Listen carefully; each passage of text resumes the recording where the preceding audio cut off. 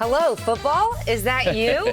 Oh, perfect. Because the Flames, Central podcast is here to answer. You almost forgot call. the name of our podcast. I almost said Flames Fantasy Draft. It's been so long since we've had this that, full summer off. I know. This is what happens when you give someone time off. Right. You start to get sloppy. Yeah, still at the beach. Yeah. No, I am really excited. Yeah. I just was saying the Flames Fantasy Draft, which we're not going to do until later in the podcast. We have a lot going on today. We have co-defensive coordinator, safeties coach Jack Curtis coming on the call with us. So it should be a lot of fun here. We are going to break down this Liberty football team and what to expect this season. Little different going into this year without Malik Willis, who's balling out. How about? How good he's been looking. Can we just take a second? Solid. We were talking earlier today, the most anxious man in America might be Ryan Tannehill. Yeah. The thing, if you want to go on a little Malik Willis. Yeah, let's talk about Malik. The thing you can say about the throw, the under the arm throw, the run he had. Here's what the greatest indicator of Malik Willis is when he went on the long run. Yeah.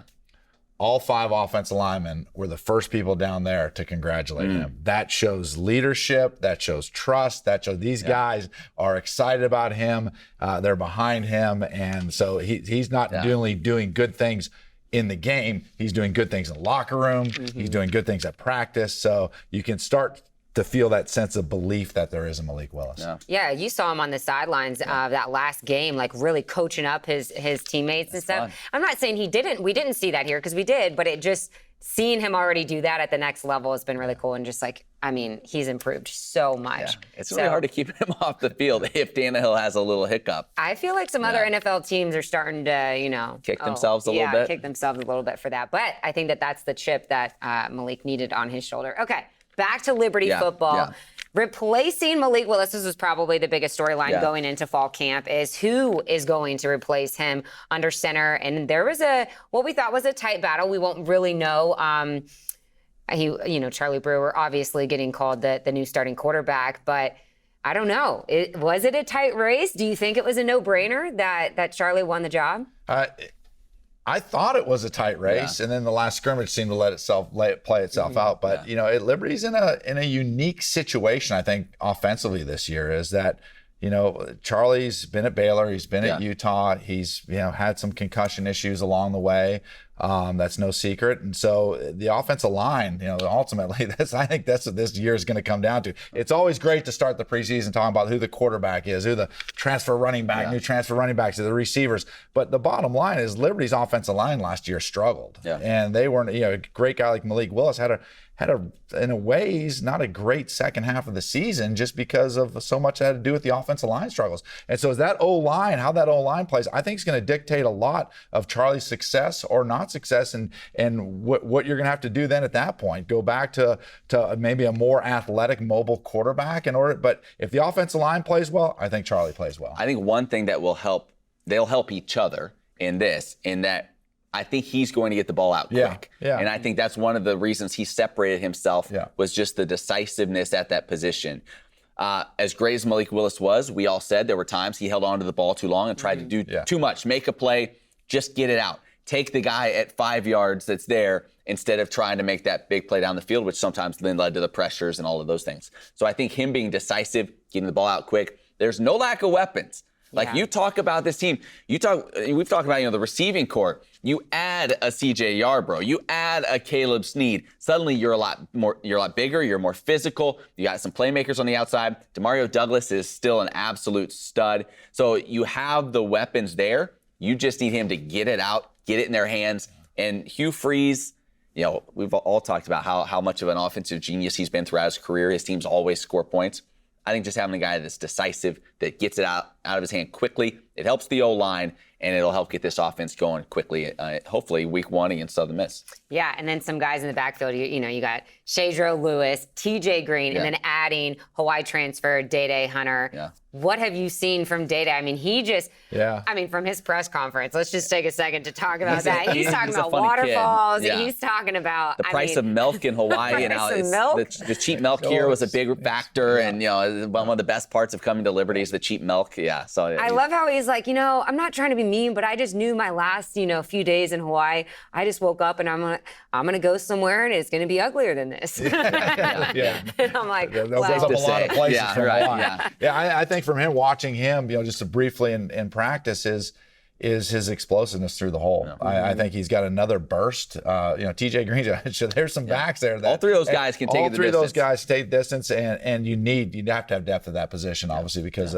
it's a long season. Running backs have a tendency to get beat up. But, you go back to Hugh Freeze, sort of, genius offensively, is I think this a big part of this season, in order to use those weapons on the outside, is they're going to have to run the ball more effectively. Last year, Mary got a point like, wait, we got a point. Maybe we just give the ball to Malik Willis and let him do what he's got to do and throw it all the time.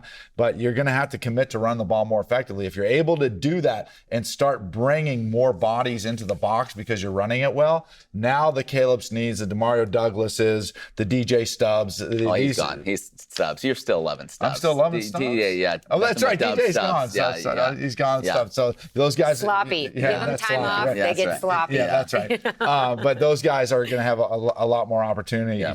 I don't know, Javian Lofton, is there any, how's he? I don't know what he was doing, but he ran out. He must have taken a bathroom break and he runs over and coach was like, Javian, where have you been? I've missed you. I need you. And it was one play he missed, but it was just, you can tell Coach Freeze really likes and he's a guy, big catches. If he can stay healthy, every camp we hear people say, oh, Javian Lofton, watch out for this kid. And of course, he had a touchdown grab in the first game against Campbell last year, injured himself on that play. Mm-hmm. If you can keep him healthy, he's a guy that you kind of forget about just because he hasn't always been available, but another weapon in the pass game. And I'll say this too about the run game. And you mentioned a little bit of an injury history with Charlie Brewer, and that's true. And I don't think they'll put him in a lot of designed maybe runs, I wouldn't think. But he's also run for over 1,000 yards in his career. He's not afraid. He ran for 11 touchdowns in one season at Baylor. So he is athletic. You don't probably want to ask him to do that, on purpose. But he's athletic enough to create with his legs if he needs to.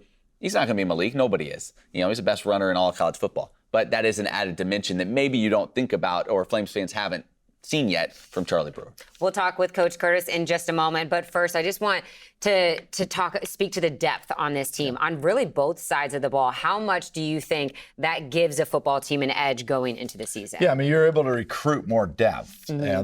That helps out a lot. Once again, back to the offensive line, how good that offensive line be. But you look around and you say, okay, if you can play well and have some depth on the offensive line, you have depth. There's 4 scholarship quarterbacks. Even if Charlie was to struggle, there's other guys that are really good that can come in. You got depth at the running back position. Then you add the Caleb Snead, Yarborough back. Yarborough's come back. Noah Frith is back. Yeah. You've got some great depth at the wide receiver position. So, and then on the other side of the ball, defensively, you have depth in the secondary. There's finally some good depth on the defensive line. The front 4, I think, is going to be really, really good. There's a lot more athleticism at the linebacker position. Yeah. So, overall, the depth is, and once again, now, as you increase the schedule and the level of competition within the schedule, you have to have that depth because you can't just get up for one game. Hey, we're playing Virginia Tech this year. We got to get healthy for that one game. We'll play that one. Now it's Arkansas. Right. Now Wake Forest. It's Wake Forest. Yeah. Now BYU. It's Virginia Tech. Now it's BYU. Yeah. So in order to survive the length of a season, especially with young players, you have to have that depth. And not to mention sleeping on, the Southern Miss, the UAB. It's not like it's just a cupcake schedule other than those 4 Power 5 games. One other guy I want to mention, because he's actually listed, you're looking at your depth chart that just came out as a starter, Caleb Coleman. Yeah. Let's talk about Caleb Coleman for a second. So Caleb Coleman, we go back, I was looking, in 2018, his redshirt freshman year, he had 11 catches, 126 yards. And you and I at the time were like, maybe this is the heir apparent to AGG, yes. Big body receiver. Yeah. Since 18, he's only had 6 receptions. Yeah. He has just battled injury. Another guy that's just really fought to stay healthy. But I'll tell you, every practice I've been to, he has made a play. And he's made a standout play. You see him listed. Now, again, take the first depth chart of the season with a grain of salt, right? Never know how truthful coaches are being with that. But to see him there as a starter just tells you, I think, at least something about the way he's played in camp and maybe what coaches are thinking about him. Are you speaking early to potentially to your fantasy draft? No. I'm not giving anything away. But I just I'm happy for him, man. Nation, this is exactly what Matt Warner does. Yeah. And he's trying to get in our heads of Is he going to take Coleman in his first pick of the Flames? I'd build up value of guys that maybe you'll take so I can take somebody else. It's all just like mind games. To add on that is the fact that they brought in transfer Caleb Snead, who I think athletically is a Division II All-American at Campbell. He played here against Liberty and played really, 1 or 2 touchdowns in that game. Played really well. I think that athletically he is the best amongst those wide receivers. And to see a guy like Caleb Coleman to come in and be ahead of him on the depth chart, that says a lot for Caleb Coleman, what type of camp he's had, and hopefully great season that he does have. We've talked a lot of offense, which we typically do with Hugh Freeze, and his offensive mind. But Coach Freeze has said in multiple press conferences that the identity of this team might be the defense. And we've seen that in some of the scrimmages and just some of the pure athletes on the defensive side of the ball. But before we talk a little bit more about that, let's go to our interview with co-defensive coordinator Jack Curtis. Coach, thanks for being here. First time in the Flames Central podcast. Very, very first time. Excited to be here. Excited to have you and really excited about what this defense is projected to do this season. Coach Freeze saying, that's the identity of this team. So that has to be some pretty big, expectations going into the season for your side of the ball. We played good defense. They have the last several years. So, everybody says, well, how are we going to be? I'm hoping we can fill the shoes that from last year and the year before. Because if you look at statistically, they were ranked very, very high. It's hard to improve on that. Schedule's tough. You got a lot of different things. It's a new team. It's a new scheme. So, you got to find your niche as the year goes on. You said that it seems like the Liberty defense has been underrated. Last year, your first year here, even before that, they had statistically been very good. Right. But people think Hugh Freeze, they think offense. Do you kind of like, though, being in that where it's like, listen, people are always looking on the other side of the ball, and you guys can just kind of take care of your business, and you don't have to worry about all the high expectations from the outside, maybe. Yeah, I like an offense that scores a lot of points. Right. So I'm not, I pull for them. Yeah. You really got to play team football nowadays, and offenses have got to match defensive. They got to do their deal, but it's a total team effort now, and it can't be so one-sided. I think like teams like Alabama from years ago were so one-sided, and the game caught up to it, and even people like Nick Saban, they had to change what they're doing offensively. People score points now. And so 13 points doesn't win you many games anymore. You got to score in the 20s, 30s to win the games. Yeah. You just don't score too quickly, though, right, Coach? Yeah, score more. I'd say score more slower. Score more slower down. That's right. On some of those scores. Right. What do you with a lot of guys lost from last year and not returning a whole bunch of stars, but obviously been recruiting a lot of talent here lately and developing players. What do you expect defensive philosophy wise from Liberty this year? Well, we're pretty multiple. We're going to be able to do a lot of different things, and I think can give some offensive trouble from not getting them the same look. I think we're more multiple than what we have been in the years past here. So, that does concern me. We played good defense, and you didn't do that much, and now we're doing more. I hope we play well. The things, and especially in these early ball games, you don't want to lose a game, and it's hard to win. Most people lose the first game by not playing well, making critical errors at critical times and that sort of thing. So that's what you got to prevent. If you just don't worry so much about what your opponent does and you worry more about yourself and the defense that you're doing, then you usually are all right in those first few games. So we went to go pick up Coach Curtis. I'm like, hey, you guys ready for game one? Fired up? He's like, no. I don't think I've ever gone into the first game thinking that we're ready. But do you think that that's just like you being the type of coach that you just want everything lined up perfect, but there'll never be enough time? I'm sure if you ask the players, they're ready. Yeah, right. But in coaching, you feel like you never get there. It's a journey, and then you never can get the perfect, plays and stuff. So you keep working, and you really do realize, hey, I'm never going to get there. So let's go ahead and roll the ball out and get started. But it's always that first ball game you're antsy about. How are you going to respond in situations? But what about your emotions and some of these feelings that you're feeling going into game one of this young college football season? Is it the same however many years ago? I don't want to age you now. I'm not trying to tell people how long you've been doing this, Coach. 33 or 34 years. Wow. And so, it never leaves the uneasiness, and you worry about everything. And I don't know. It's a sickening feeling for about 3 hours during the game until it's over with, and then when it's over with, you're not. If you win, you're really not even happy you won. You're just glad it's over with. And get on to the next one. But it is a relief. Yeah, you keep coming. It's back. like a roller coaster. When you're on it, you can't wait to get off, and then when you're done with it, you're ready to get back on it again. It's like Well, you facing Southern Miss here in week one, and you're facing a guy in Sam Gregg, offensive coordinator, who Liberty fans know well. Right. You know from last year, his time here. Is there a level of familiarity? Do you take me into how that connection maybe can benefit, or does it you just throw out the window and nothing matters from your time together last year? Well, not only do they have Sam Gregg, their head coach Will Hall and I are really good friends. He was the offensive coordinator, and I was the defensive coordinator at Tulane. Oh, yeah. So we've known each other a real long time. Several guys on their staff. Jordy Joseph is their running back coach. He was with us at Tulane. A guy named Mark Kreiner is our linebacker. I got a lot of friends on this. So you got all the answers. Yeah, well, I don't care. That's what I'm hearing. We know each other too well, so I don't know if any of that's going to really make that big a difference. It's who's going to be able to execute and make the fewest mistakes. I think will win the ball game, and especially in these early ones, that's usually the case. Is there, and you've done this a long time, you said, can there be a tendency sometimes when you're going up against somebody that you think knows you well to try to do too much just because of that? Like, can you overthink it sometimes? You certainly can. You can overthink it. And it's not so much what they know, it's what the players can know. Mm-hmm. As coaches, we make the mistake many a times, like, we know a lot, but how much can we, get over to the players? Yeah. How much can they respond to what you're trying to get done? So don't make it too complicated, especially early. Just try to settle in and play.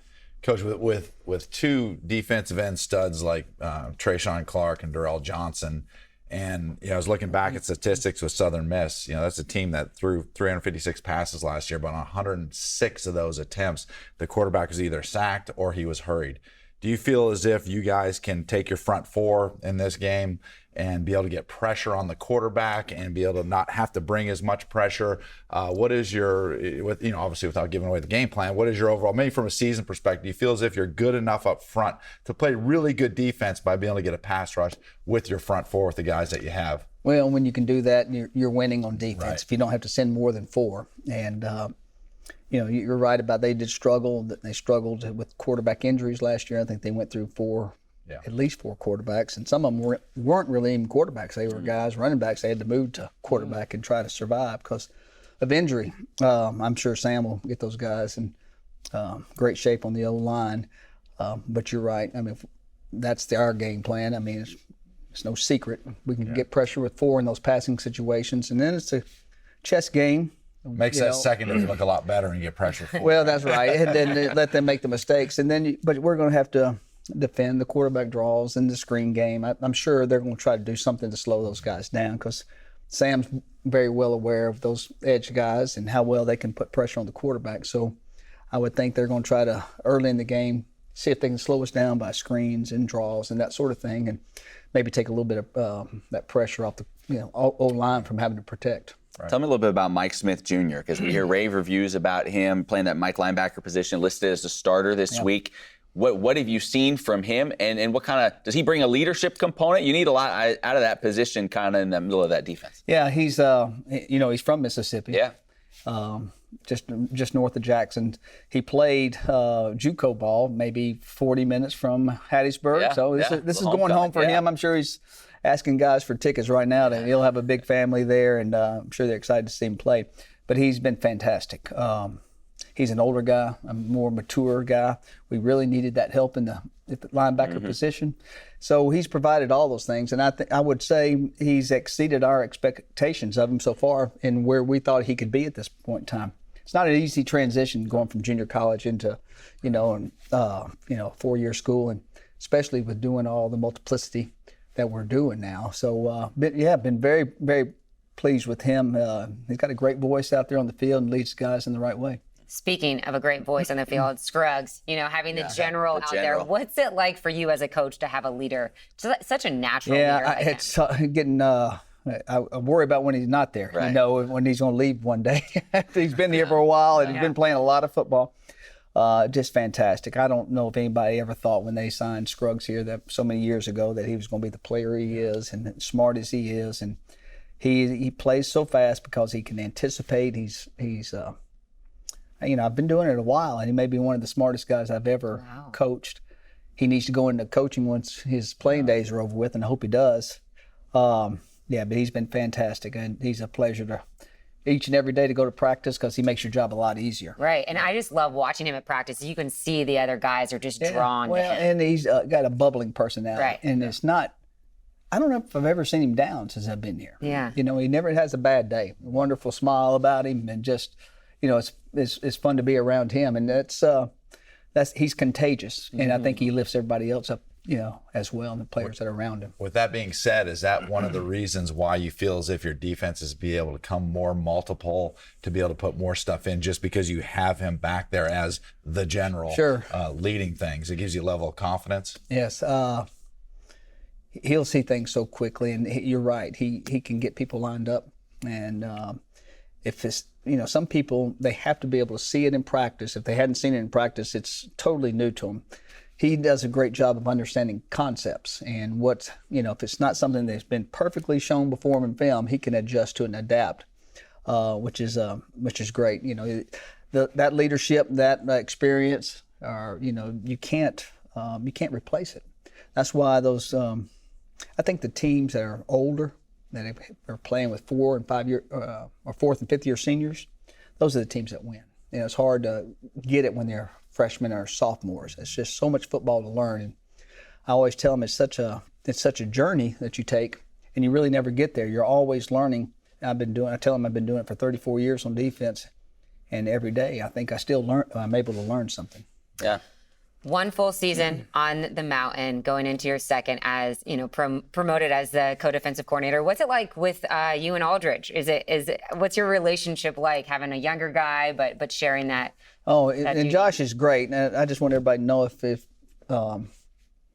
goes bad, it's his fault. That's good. Let's get that out there right now, just so everybody's clear. Yeah. No, I knew you guys had some sort of Josh have a wonderful relationship. I tell you, he is young, and but he's very, very bright. And I wish I was as smart as he is, because he gets it so quickly. I think it's a good combination. He's really smart. He's very energetic. And then I think, with some experience that I have, or you can say my old age, one way, however you want to say it, it's a pretty good combination. So we kind of work off each other and run things by each other and see what we think's going to be best. And everything's been great. So I've done this before. I've been a co-coordinator before, and it's, if you have really big egos, and that's a problem. Yeah. But if you don't really care who gets the credit, I say this all the time, and when you win, there's enough glory to go around for everybody. And it's we've had a lot of fun doing this together. All right, I promise we'll let you go soon, but not yet. One guy Flames Nation needs to keep an eye out for this season. Maybe that surprised you. That might be a surprise. I don't know if it would be that big a surprise. He's played here a bunch, but Steven Sings, he's fantastic football player. His ceiling is really high. He's tough. He's physical. I can't wait to watch him play. I think he's going to be one of our best. And so that even adds that depth that the edge players are coming off the edge. Steven plays there, and he's been fantastic. And not only do we love him as coaches, but the players absolutely love him. Everything Steve does, he's fantastic. So he's a great one. I think he's going to have a banner season. Yeah. Last thing from me, we've heard rave reviews from multiple people about your Cajun cooking abilities. Yes. What's your go-to dish? Because literally, I drop all my stuff here. Literally, got you all fired up. I know. This is what I've been waiting for. We had Brylan Green's folks. Yeah. Have talked to me about, we've had all these people that have been like, oh, well, did you hear? He can cook a little bit. What's your go-to dish? That's funny. I mean, you talk about Brylan. We had him over to the house, and his mom, and his mom's fantastic cook too. Yeah, that's what I hear. So I was telling Brylan, when she comes up, we're going to do it together, and we'll cook for the safeties. But I guess my go-to would be the shrimp etouffee. Okay. Oh. We do that quite a bit. Matt loves his shrimp. Yeah, it's true. I do. Yeah, but I try to do a little bit of everything. Right. I've lived in Louisiana. My gumbo. I like my gumbo now. I like it. It always run that good gumbo. But I do love to kind of gumbo, right? I do love to cook. I lived in the state of Louisiana for 13 years, and everybody says, "Well, what do you miss anything?" I don't miss much being here, but I do miss the food. And so we try to cook. It sounds like you're doing a good job. And I'm the only one that cooks. And my wife, I came home yesterday and we were having red beans and rice. I cooked the red beans and rice. She says, well, I'll put the rice on. She can't cook rice. Hey, Just throwing her under the bus. Yeah. Wow. There's a lot of. She got so mad at me. She got so mad at me. But I said, to cook rice? Yeah. To her defense, I feel like I can cook quite a few things. Rice is difficult.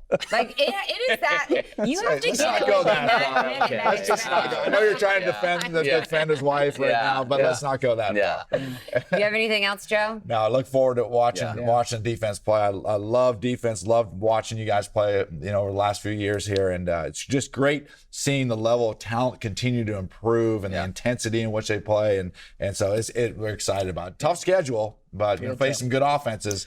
But one at a time, right? That's right. And you're right. The talent level has it's really risen here in the last couple of years. It's fun. It's fun to coach good players. Yeah. And that's got to help with recruiting so much. I think that's been the biggest difference of, being here the last few years of seeing, wow, there's a lot more competition going on in practice for these jobs. Hey, when you have good seasons, that helps you and you get recognized. And when you have great players, somebody like Malik, I mean, people know where Liberty is and what they're doing now. So it's not that you can slip up on many people. Remind me, are you field guy or booth guy? I'm in the booth. Okay, you're in the booth. Has that always been that way? Out of almost my whole career, I think I've only spent 3 seasons on the sidelines. So okay. I'd much rather be up top. Yeah. Well, he's just right down from us. So we'll meet you. Sometimes they got good food up there. Yeah, we'll meet you at the dessert cart. That's what I was going to say. Halftime as well. We'll meet you at the dessert cart. Yeah, that's right. I'll help you with the new lock system, so they don't get it. All right, Coach Curtis, thanks so much. Excited for this season. We'll definitely catch up with you throughout the year. Thank you. Pretty sure my invite to this Cajun dinner was lost in the mail. Yeah, we need to make sure we're included in that. That sounded like I thought he would go with the traditional that's what I thought. Gumbo, and he goes shrimp etouffee. I was like, oh really? Oh really? Yeah. Thank you very much. Yeah. I don't even know what that. I can't even say that, and I have no idea what it is. Show up. But I think you just got to show up. It sounds great. Yeah. I'll just make sure that I'm signing up for a night that his wife is not cooking. How about that? Why does this crunch? I was like, she's not watching the podcast. No, come on. So pumped that Coach Curtis is here at Liberty. He did such a great job last season. Well deserved with that position that he's sharing with Coach Aldridge. But I do love, their age difference, their differences like all around in their coaching styles.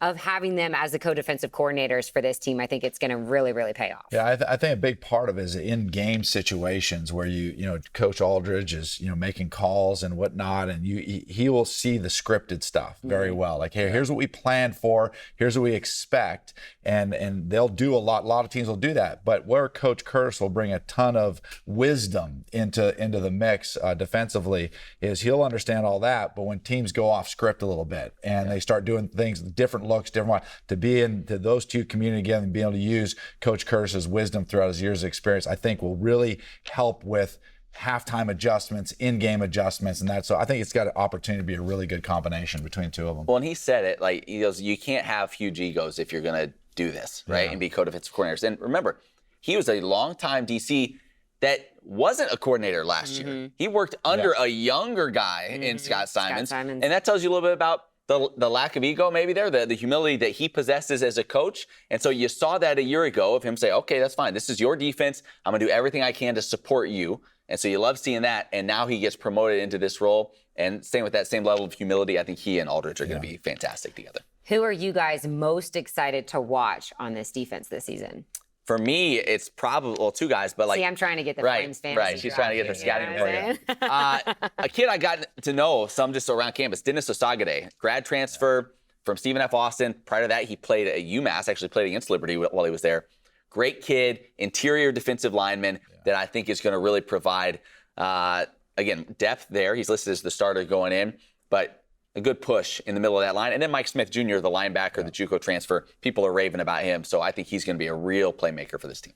Yeah, I think Kendi Charles on the inside, I think is a big body. I think that defensive front four is going to be really good because when you start, as Coach Curtis alluded to, the Sings, and then also you've got Trayshawn Clark, and then you got Darrell Johnson on the other side. Who I think he's got a little something to prove this year. I think he's a guy that's going to be very motivated to do what we saw him do 2 years ago. So I think he could. It's amazing when you get better on the interior. When you're better on the interior, and you're able to get that push up front, how much that's going to help those defensive ends out. And then a Mike Smith at middle linebacker position, how much that's going to open things up for him. Because when you got to get gimmicky, I think the one thing you'll see from Liberty this year is they're going to be multiple. They got Javon Scruggs they talked about in the back, being able to arrange everything and make sure everybody knows they're in the right spots. But what you're going to see from them is by the increase in talent that you're going to have to be less gimmicky on defense. You can just let your guys get the push, let the ends rush the quarterback, and then free those middle linebackers up to be able to make plays. And then with the experience in the secondary, I think there's a great opportunity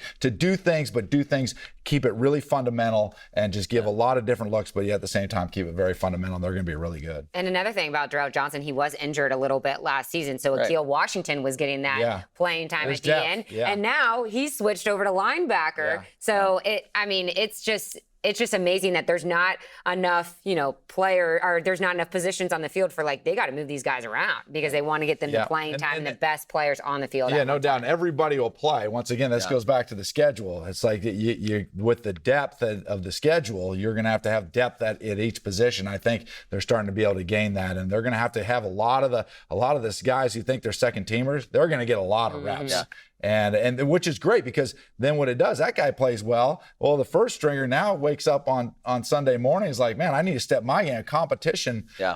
Ask Nick Saban about that. Competition breeds more competition and better players. So text Saban or call him. Yeah, I'll call him after. Okay, predictions before we start the Flames fantasy draft for game what do you mean? one. Season predictions or game one? Ooh, do we go both? Season? Yeah. Listen, there is. Look these at first couple of games are obviously very important. Yeah. But if you're able to get 2-0 heading into Wake Forest, obviously they good program, but the quarterback issues there. Suddenly that game feels a little bit more up for grabs. Things could get really interesting. You take care of these first two, and they're no pushover. Hugh Freeze says he thinks Southern Miss is one of the most improved teams in the country with all the additions they've had. UAB is a good program, but if you're able to start 2-0, suddenly there's a whole lot out there. But again, the first half of this schedule, you better make your money here. Yeah. Because things get a whole lot tougher in the back end, so you need to win these games that you're favored to win. Yeah, it's interesting, this Southern Miss, I looked at it today, Liberty's 3.5-point favorite. Yeah. Coming 3.5, that's not a lot. No. And we looked at, the game from last year where, Liberty handled them. 2 years back. 2 years ago, I'm sorry, 2 years ago, where they handled them. So it's interesting, 3.5-point favorite. That could be a tight ball game. But like you said, I think it's critical to get off to a good early start. If you get off to a good early start, now you build some momentum and you got an opportunity. If it goes sideways early, so I have the coaching staff, the players, fans, everybody, it's a little bit nervous. It's gonna be interesting to see how this first one plays out. Selfishly, for broadcasters, we were talking about we're a little happy that they're going to be on the road for that first game, so we can kind of learn the team and get. You just get a little sneak peek. Yeah, of what to expect. Because since I've been here, we have always had that first game as a home game, and I'm on LCA's field. No, I'm kidding. I've been putting it off long enough, and it is time for the third annual Flames Fantasy Draft. I didn't know we were doing this today. This is what there they do. There may have been some miscommunication along the way. See, this is what, first they take our podcast studio. Second, our studio's gone. Matt just drops these bombs on me hey, we're doing the Flames Fantasy Draft because this is what insecure. Gotta be able to think on your feet. Yeah. Matt and I have been preparing behind the scenes. We've been texting back and forth and prepping our draft boards against you. Yeah. Okay. Well, and they've also pitched the new rules for this season of Joe, there's no draft lottery or anything for losers to get picked first. It's whoever won last year gets the first overall pick. No, that's not it. That makes no sense. That's not it. No, I won last year in convincing fashion. I finished Joe finished dead last. He'll pick first. He'll pick second. Check, please. I'll pick third. Rhett McGibbon got kicked out of our league for just lack of interest. So it's just the three of us this year. Intolerable conduct. Yeah, right. Yeah. It was the personal conduct policy. I need Rhett. Rhett was the nice one. So I'm the second overall? Your second pick. Yeah, so Joe, you have the first pick. Do you want to make your first pick? Yeah, I'll go ahead. Okay, who are you making? With the first pick in the 2022 Flames Fantasy Draft, Joe Yock from Forest, Virginia selects DeMario Douglas. Okay. Okay, well, you just took her choice, I'm sure. Yeah. Em, where are you going? I just wanted a flashback. I don't know if we can insert this into production. I know what to she's show, what was it, 2 years ago? When I picked Demario Douglas for my first overall pick, I was laughed at. Mocked? I was mocked. I was bullied for an entire season. She still doesn't understand value and play. At that point, it was. To make your pick, Yeah. Emily. Let's go. Emily Austin from Tampa, Florida, with the second overall pick, Day Hunter. I figured you would go with Day. Go with Day. Come on, Day. Day. Where I'll go with the guy that really helped carry my team last year and is probably my favorite player on this entire roster to watch. See, that's where you mess up. Yeah. If you're mixing, I let my heart make my pick. Shadro Lewis. Yeah, you can do I love me some Shadro. And I will die on this hill that he is the most electric offensive player in this team, and they have to find the way to get the ball in his hands. That was my pick. That's Yeah, it. you saw it. All right, so, Syracuse game. Joe, we'll go back to you. Back to me? We won't do the snake draft. Yeah, we're not snake drafting this thing. All right, I'm gonna go. I'm gonna hold off to my third pick. Okay. Because I got got a sleeper? You know, I always come with a sleeper. I know you do. I alwa's coming with a sleeper. It hasn't panned out. Deep. It hasn't panned out so sleeper. well Yeah. before. And but time is up. all right, I'm gonna those go Emily. with the pipe down over there. Here we go. I'm gonna go with a comeback player. Okay. Okay. He was out last year, but he's back this year. I think he's gonna have a great season because we looked at what he did a couple years ago. Yeah. C.J. Yarborough. That's good. Good. Yeah. I like that. Em? Can I have the game notes, please? Yeah. Em's gonna dig into. It's really, really important for me to do this right. Yeah. I am going to go with Caleb Coleman. Whoa. Okay. He's going to have a big year. We talked about it earlier in the podcast. Lot We've of seen some of receivers. these plays that he's made in practice. This guy, Charlie Brewer, and him have a special connection. All right. I'm gonna go with Caleb Snead. You dirty dog. Was that My your guy? God. So we go back to back. Caleb. No. Oh, such a sleeper. Sorry about that. Yeah, that's not a deep Caleb's- sleeper. Come on. That was my Your sleepers are You know what? usually That's- like that's sleeper. trash. your That's got- sleepers are usually like special I mean, teams I was guys. that guy's that, I was like that guy's basketball coach back in his That days, was and weird. he's like, Did I you mean, see- come on, we're- you gotta give me Snead. we were at practice a couple weeks ago, standing there, and all of a sudden Snead just comes by. Hey, what's up, Coach Yock? Yeah, and I'm now like, you what? pick him on me. What? Not many Yeah. things seem more terrifying That's right. than having Joe Yog as your coach. I'll coach it's you up, entertaining. man. Yeah. It's entertaining. At Yeah. least it's that. I don't know how much you get coached, but Yeah. Yeah. That might have sound been. like that, you're being I coached. don't know if I hope I don't regret. All right, with the third pick, Yeah. I'm gonna have to go with. We got a lot of receivers being taken. I'm gonna take T.J. Green. That's good. Good. Okay. I'm gonna take T.J. Green. 3 running backs off the board. Yep. I am going to the other side of the ball. Okay. Yeah, good call. Darrell Johnson. Oh. Oh. Okay. I got it. I know he Bounce has. back. He has something to prove this season. 100%. I'm 100%. gonna go with Mike Smith Jr., linebacker. Yeah. Yeah. All right, coming back to me, and this is Yep. getting easy. I'm gonna go with the general, Juan Scruggs. Scruggs. That's good. We're picking fast and furious I now. know. and I know. Furious now. We can't do quarterbacks, right? That's correct. Yes, we made that. That was rule 1. Yeah, no quarterback. Oh boy. Gosh, I need more time. You got all three running backs in base and taken. I know. Yeah. You have to go on defensive side of the ball. How many? 3 and 2, right? 3 offensive, 2 Yeah. defensive So we got players. one- That's Okay, the rules. okay. 5 players total. Yeah, we should have probably set the stage a little bit on those rules, but yeah. Let's just go with. Boy. Dang. Oh, you're talking about me taking Yeah, I time. know. All right, I'll do Trayshawn Clark. Okay, so going back to defensive side. Okay. I'm really relying on my defense this year. You are. I think I always do, though. I'm going to go with actually the guy who on the depth chart's backing up Mike Smith Jr. I'm going to go with Ahmad Walker. I really I've like heard Ahmad big Walker. things about him. I'm a big fan of the young linebacker. Okay, Joe, final So pick. this is my final Sleeping at pick. You your have to heel. go on the Got defensive to go on side. the defense side of the ball, and with my Yeah. final pick, Akil Washington. You should do it. that's it. I'm thinking Yeah, you about. didn't. I know. You get how many Clinton Reese. points you get for a pick? Reese is electric, man. 3 or 4, I think. No, it's 6 points. 6? for a I don't pick. know. I have the whole. Points I for have a the pick. list on. Yeah. No one knows. We'll Like, find it. they'll probably decide. Like I'm gonna after go. they score. I'm gonna go with my last pick overall. I'm gonna go with Steven Sings. because Yeah, 'cause Coach Cactus Jack Curtis said Yeah, he's he's gonna have a hyping him breakout up. year. I'm Yeah. gonna take it. Over. Yeah. M?